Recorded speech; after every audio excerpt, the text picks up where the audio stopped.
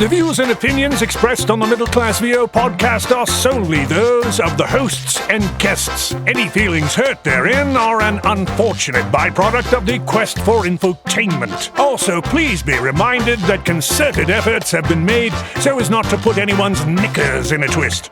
Having one's knickers in a twist is not an objective or goal. However, if your knickers are in a twist and it persists for more than 4 hours, please seek out a physician. Moreover, if anyone were to feel besmirched by any of the commentary on the Middle Class VO podcast, it would be purely coincidental. No besmirchment is intended. Please enjoy. This is a very exciting episode of the Middle Class VO podcast. Bobby, this is a guy I've been wanting to talk to for a long time, and we've actually talked on and off a little bit, but I've wanted to get in depth with this guy, and we're going to be talking with J.J. Wilson. Legendary voice actor J.J. Wilson's been doing this for over 25 years, and we're going to be talking, Bobby, about union versus non-union. Oh, I bet he's got some good stories and good suggestions for us. Absolutely. It's a Middle Class VO podcast. If you need e-learning, we're just an email away. Corporate narration, tell us what to say. Explainer video, imaging radio, slinging local cars, reading IVR. No, we ain't no stars.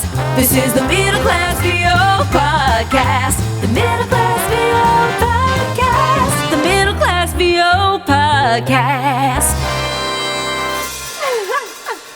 We are so excited to have on the Middle Class VO podcast a guy that has been doing voiceovers for a very long time.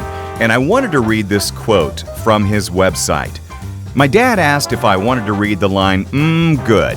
I said yes, and read the tag with excitement, a bit on the wry side with a very believable smile, not sounding like I was reading it, and with that movie trailer feel, with sort of the attitude of a cross between Mr. Rogers and Rod Serling, as well as the overall read being a little dry. My dad looked at me and said, "Son, that was just great. What a good read. It had it all. Fantastic. It was, how can I say, perfect." Then he looked at me again with a broad, proud smile and said, "Let's do one more." I've been doing voiceovers ever since.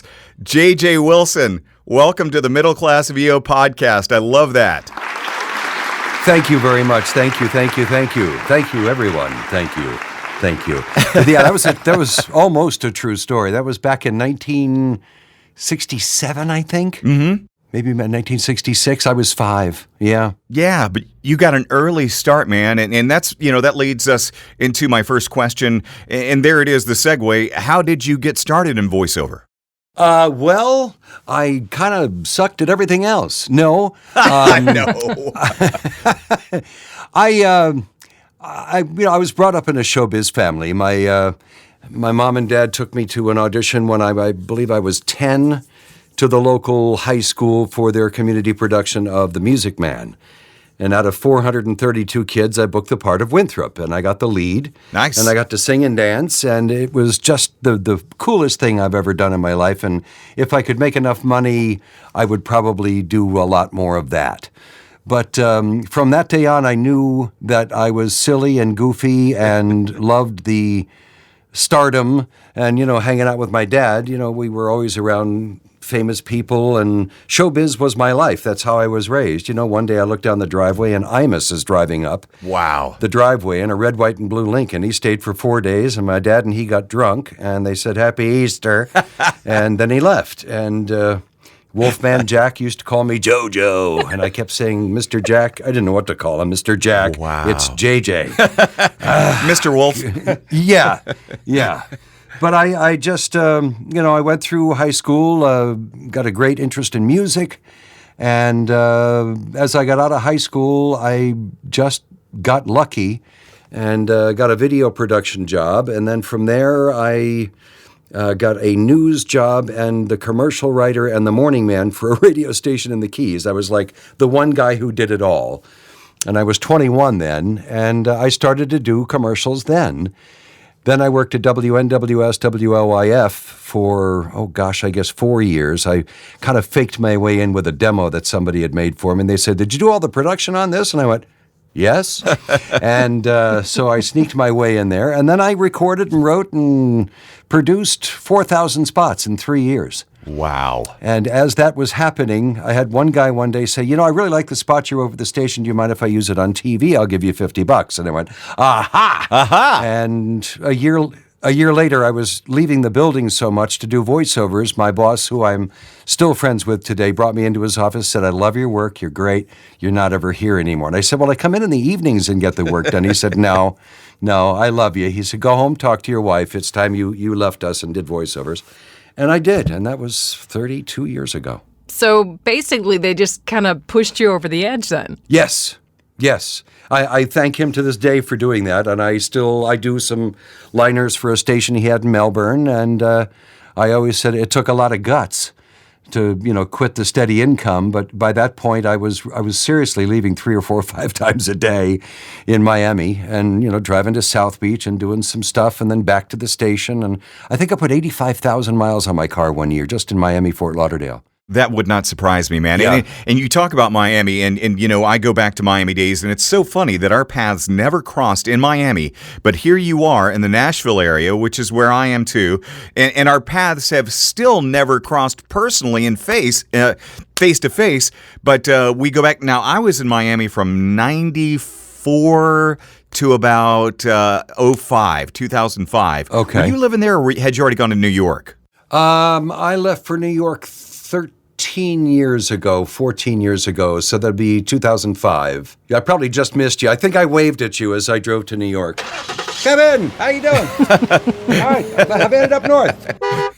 Yeah, the schools were getting a little overcrowded down there, so I moved up to upstate New York to get into a smaller school and get a yard, and I said, hey kids, you want a yard? They said, what's that? And I said, well, it doesn't have any sand, and there's no water, but it's really fun. And they said, okay. So that's where I ended up. And by that point, we were all working at home.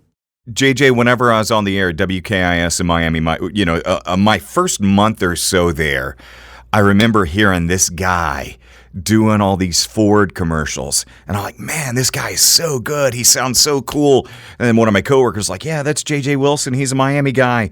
And you were the voice for Ford for several years, right? Yes. South Florida and Southwest Ford. That was wow, I missed that account. Oh, Ford? Yeah, that would be a tough one to lose. I missed that account very much. Oh, I imagine. I lost that because of the Screen Actors Guild strike. Skibidi-ba-ba-ba. Okay, that's another perfect segue because that's what we're here to talk about, union versus non-union. So, JJ, just tell us a little bit how you actually got started and became a part of the union, how that whole process happened. I joined, I think, because I got a couple of movie parts, a couple of Miami Vice episodes. My mom did 9 of them, Okay. and I had to join SAG at that point, and then I joined AFTRA as well. And eventually, I was a 3-term president of my Miami local AFTRA. Wow. And I remember sitting in the room one day during a meeting, and a couple of us were working a lot in the business that sat on the board. And the others weren't working so much, and somehow the scuttlebutt throughout the country was, geez, we're not making enough money through this, we should go on strike. And I looked at everybody around the table and I said, you people are nuts, I just made $600 for a car spot. I mean, how much more do you want for 34 seconds worth of work?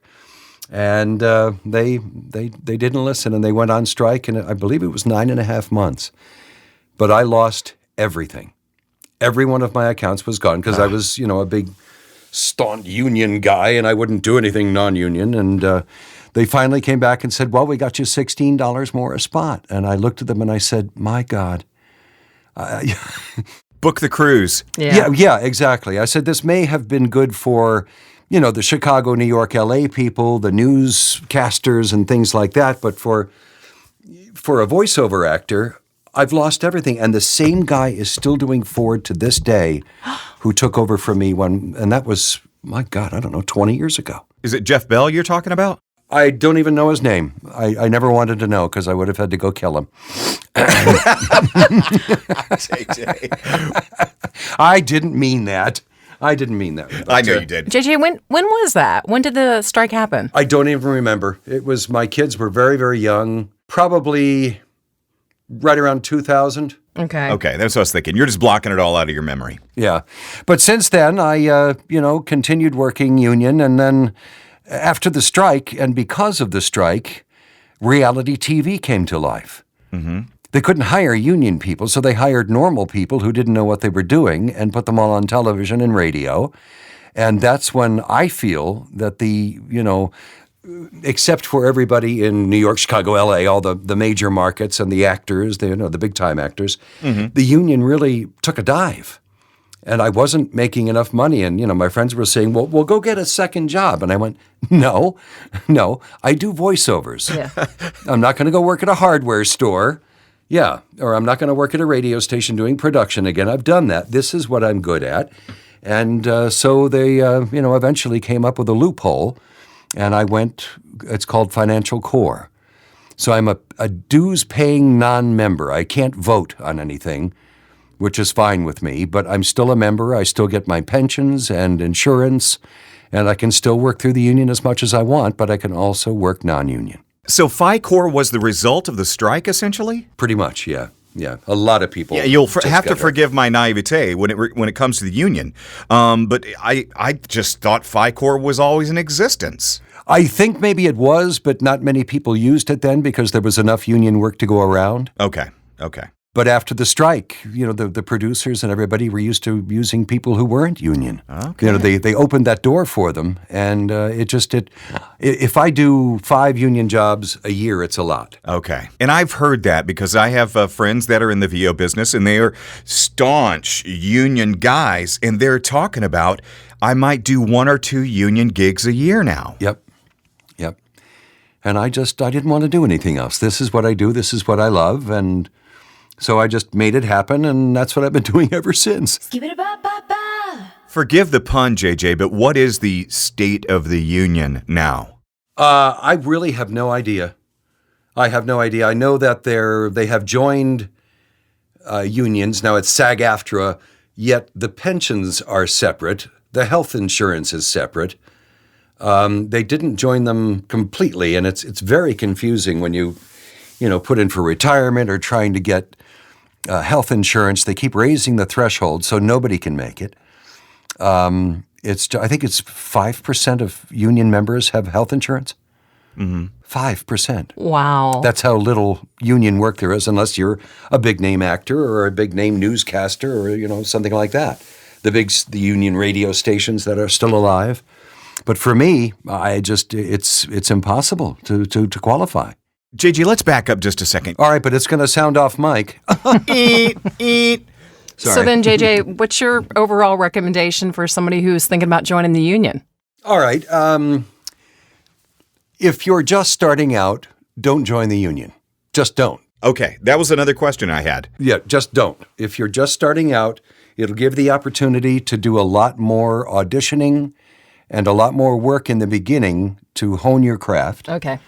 But then if you find yourself starting, a lot of union spots are coming your way, you've got that kind of an agent, or you're planning on going to New York, Chicago, or LA, you're probably going to need to join the union. And it was a catch-22, I don't know if it still is, but you had to have a speaking partner in a movie or a union commercial to be eligible, but you couldn't be eligible until it was weird the way it worked. But so that's where Taft-Hartley comes in. They will give you a voucher or a pass, I guess, on your first union job. They won't make you join, but that makes you union eligible. Okay. And then it's really up to the talent whether they want to join again. They have to make the choice of, if you live in the big markets, it might not be a bad idea. Okay. But if you're a guy sitting in a 3rd bedroom in Nashville, and, I've got agents all over the country, but most of them now are non-union. So it's really only the big markets. So I really would recommend not in the beginning. If you get really red hot and you're booking a lot of national union stuff, go ahead and join because there's always the out. And it's also very expensive. And I think it's $3,000 to join SAG now. Mm-hmm. So, and not everything is regulated by the union. There's a ton of work that you can do that is not regulated by the union. For example, radio imaging, e-learning, and that kind of stuff, right? Right, and promo work. I used to do the Today Show promos back in the day, and they were non-union, yet NBC was a union house. But that wasn't covered under the contract, and it's still weird like that today. I've got agents you're supposed to get paid, I think it's 15 days from the day of session. Okay. And, agents are taking 3 weeks to send me the contract, let alone get paid. Right. And, 4 months later, they call and they go, oh, well, they finally got the contract. I'm going, what am I paying dues for? Who's policing any of this? It's just, I'm sorry. I love the union, sort of, but it's going to be allow me to retire. Let me put it that way. When I was, in the union, I did put a lot through, and there's a great benefit for that. And I will have health insurance. That's the other good thing about being a union member and getting vested is that at 65, I have free health coverage for my whole family forever, 100%. So there's that. There is that. And there's, they do put stuff away in pension and they invest it. And it's going to be a very nice pension. So there are good things about it. It's just, I think it really depends on where you live and who your agents are and whether they do union or non-union and how hot you get. Skip-it-a-bop-bop-wow. For voice actors, will the union always be here? Can you imagine it 15 years from now? Oh, God. Wow. No. I don't know. I think they're losing some strength, but they'll always be that for the big timers. Okay. But I think the bar will be raised for only those type of people. But how can they be self-supportive if they are limited to just the big timers? Yeah. Well, at $3,000 a piece for dues. Wow. And, the contributions to their health plan, and they make money from their investments on your pension plan. Yeah, okay. They've got I think it's $1,660 billion in the pension fund. Good grief. Okay, yeah, so they're okay. Yes. No, they're doing okay fine. for a minute. Yes. Yes. And it did me well for a while. It just, when it got to the point I had to make a decision whether I wanted to do voiceovers full time and abide by rules which I disagreed with, or go get a part-time job and do voiceovers part-time, I said, no, I can't let anybody control that. It's my life, and this is what I want to do, and I made it work. So you don't, you can't envision yourself being a union-only actor, driving for Uber and saying, oh, but really, I'm a voice actor. I'm not an Uber driver. No, because that would be, I can't do the session now. I'm in the middle of Nashville at a restaurant waiting to pick up 3 people. Because as you know, if you're not sitting in front of the computer, you lose. That's it. Yeah. So, JJ, you've been doing this, so long. Can you tell us what some of the biggest changes that you've seen in the industry over the past 25 years or so? Well, the biggest one I can think of is going to the studios. Okay. And doing multi-person spots and talking to people. Yeah. Yeah. And I miss those days so much. I mean, God. Do you know the name Dave Corey? Oh, of course. Yes. Okay. Dave did my first demo. Okay. Daryl Gilley, Connie Zimmett. Oh, Connie, yes, and, of course. we all used to, I miss her so much. She used to call me when I was working at WNWS doing the production, and she'd hear a spot, she'd call me up, she goes, that spot sucks. Oh, my gosh. I went, which one? And she'd go, the one about this. And I went, okay. She said, go redo it, pull the cart, go recut it, and put it back in, I'll call you. And that's what I would do. And she was one of my main teachers, but she was so far ahead of her time. I mean, she was directing me back then the way they do things today. Yes. It's just amazing. I'm sorry, but I got off the train of thought. No. But what's funny is we were just talking with Lisa Lou Perry. Oh, sure. Last week on the podcast about that exact same thing, about how ahead of her time Connie Zimmett was. Oh, my God. Her words to me every time was, pull it back. It's got to be more natural now. This is going away. The big announce is going away. But, she said, not for everything. There are the corporate videos and the, welcome, ladies and gentlemen, all that. You still need that for that. But the more unprofessional you sound, the better chance you have of booking. Yeah, isn't that something? It's weird. Because I was raised, with my father and all the people who did nothing but this, Yago Sangria, all that stuff. Okay. And the weatherman is going to be partly cloudy with a chance of thunderstorms. I'm sorry, what? Oh, that's great. But yeah, I really, really miss the days of going to the studio. And I feel like for the people starting today, they'll never know what it's like to really have to do a 60 and 60. Yeah. You know I'm what one I mean? of those guys. I rely on the edit so hard, man. It's scary. When I first got to doing this, I was producing people in Fort Lauderdale. I was producing Bob Tracy, Rick Sheffield, Jack Gale. You probably know all these guys. Oh, I love Jack. Oh yeah, I love them all. Jack was awesome. Oh man. You talk about a guy that could nail a 60 and 60, screaming, hitting those price points. Yep. I mean, it was remarkable. Yes. But Yes. I rely on the edit nowadays. It's a different time. Yep. And I learned a lot from those guys. Back in the day, you'd do a fantastic read and it would be 62. And I remember Randy Bird from Bird Nest Studios would look at me and said, that was 62. I'd say, all right, so I got to take off 2 seconds. He said, yeah, and I'd do it again, and I would, hit 59.8 or something, and everybody would always go, how the hell do you do that? Yeah. I said, well, I've been doing it so long that I have an interior clock that I keep It's wound. an art. It is, but I don't know, I'm glad that I started when I did, because I think I do more, and people like you know enough to...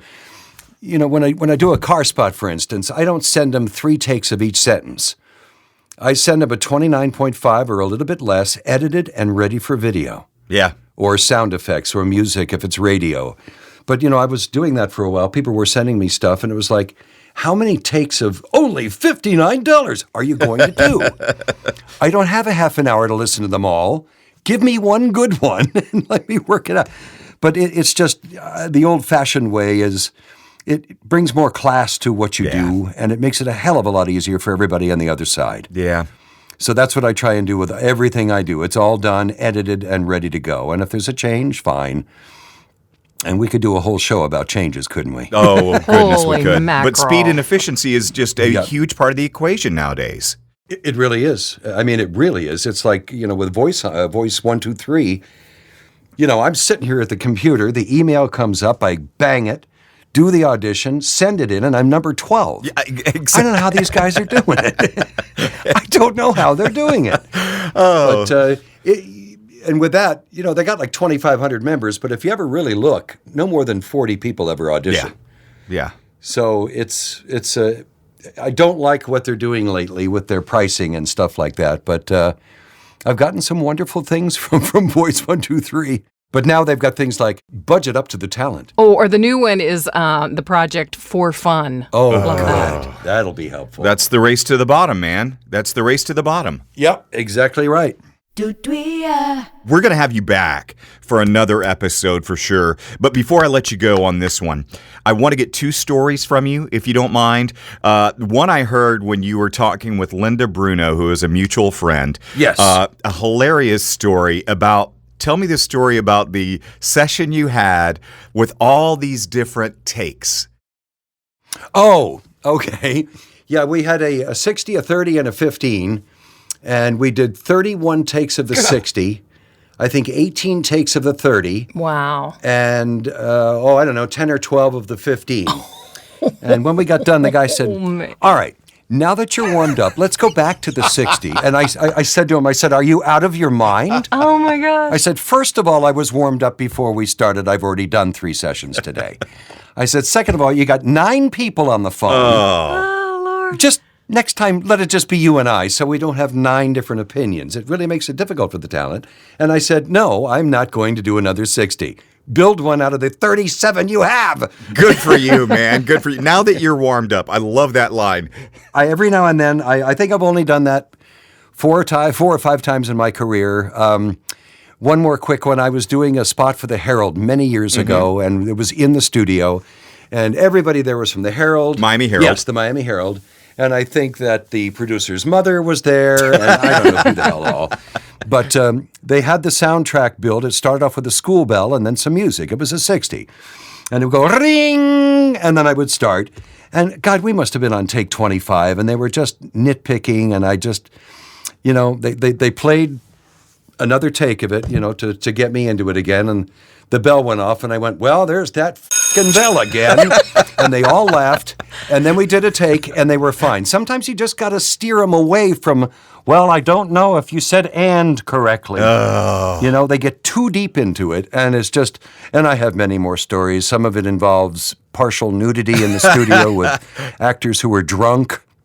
shooting guns at Bird Nest. Okay, JJ. Yes. Kevin was telling me that you have a really good Sophia Loren story. Yes. Sophia Loren came in with her entourage, and it was, what was it? It was either I think it was Williams Island. Okay. And she went in the booth, and she did one take, and everybody clapped, and it was just wonderful. And they said thank you, and she came out. And So beautiful. And I had they looked at me, and they said, okay, go ahead. And it was like a one-sentence thing, call Williams Island. It was like a tag, right? Yeah. Right, just a tag, a simple tag. I must have done it 20 times. And when I finally got done, I said, what the hell, no applause? Oh, my God. And thank God Sophia laughed. Yeah, really. But I remember Randy Burgess looked at me with these sharp eyes like, shut up. Sorry, it don't look like Sophia Loren, right? Shut That's up. crazy. But I'm sure you have some good stories. Oh, I do. And we're going to have you back. Thank you. It was fun. But to recap, in a nutshell, union versus non-union, your advice to voice actors nowadays, once again, with regards to union versus non-union? I would just say if you're starting out, don't join the union right off the bat. If you happen to book a union job, they do issue a pass, I think, once or twice to do the union job, which makes you eligible. But think carefully. If you're really, really just a beginner, I really would recommend not doing that. Take the opportunities to do the $50 jobs, the $100 jobs, and hone your craft. Because in today's world, there are so many people doing this now. 90% of them are okay, but the 10% who are really working it, have been doing it a long time, and our rooms sound good and things like that. But just beware of people trying to rip you off for $5,000 for a demo and things like that. Absolutely. Well, if you have any interest in booking J.J. Wilson, you can go to jjwilsonvo.com and find out all about him. J.J., thanks so much for your time, and please, can we have you on again? Yes, I'm available in about an hour. Gotta go to the dentist, but then I'm ready. JJ, really, thanks so much for being a part of the podcast. Kevin spoke wonderful things about you, so thank you. Glad to hear it in person. Thanks a lot. Thank you. And as always, I always say, remember, I'm much taller on radio. So we've wrapped up with JJ. What a great episode. J.J. Wilson, again, thank you so much for your time. And Bobby, I'm looking forward to the next Middle Class VO podcast because these people that we're going to have on next week are such middle class VO grinders that it's going to be an exciting show. Oh, I know. Neither of us do it, but oh my God, it is one hot genre. And of course, we're talking about the audiobook world. Looking forward to it. Until next time, Bobby, on the Middle Class VO podcast. See ya. What, no break a lip? The Middle Class VO Podcast is a K2 Media Productions production. All views and opinions expressed are those of the hosts and guests. The McVob jingle was written and produced by Kevin. Co-produced and performed by Chloe Dolandis. Additional engineering by Zach Zimmett. Bobby's hair and makeup by Rebecca Adlita. Kevin's wardrobe by Slippery Pete's Fashion Emporium. All previous episodes are available for download on Podbean. For the Middle Class VO Podcast, I'm Tracy Thibodeau. I'm Lisa Lou Perry. Thanks for listening. And don't miss the next episode of The Middle Class VO Podcast. The Middle Class VO Podcast. What was I going to say again? Are you hopped up on the goofballs, Bobby? I swear I'm not on drugs or anything this morning. I did not have mimosas with my pedicure. Sipping on gin and juice. Laid back. With my mind on my money and my money on my mom.